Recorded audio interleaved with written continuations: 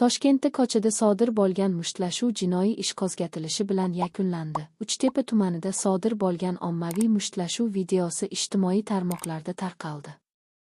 Video lavhalar e'lon qilinganidan so'ng, huquqni muhofaza qilish organlari mojaroning barcha ishtirokchilarini aniqladilar va ularni tergov uchun hibsga oldilar.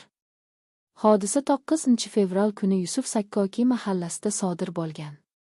Isuzu yuk mashinasining 25 yoshli haydovchisi, uning yo'lovchisi va 4 nafar mahalliy aholidan iborat guruh o'rtasida og'zaki janjal kelib chiqdi. Bu tezda qolmaqol jangga aylandi.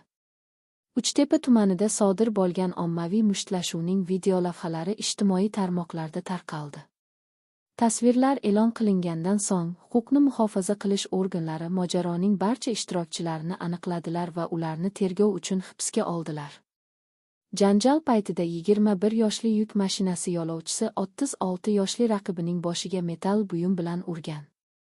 Hodisa va natijada yetkazilgan tan jarohati bo'yicha 277 modda bezorilik bo'yicha jinoiy ish qo'zg'atilgan. Tergovchilar hozirda mojaroning tafsilotlari va sabablarini aniqlamoqda.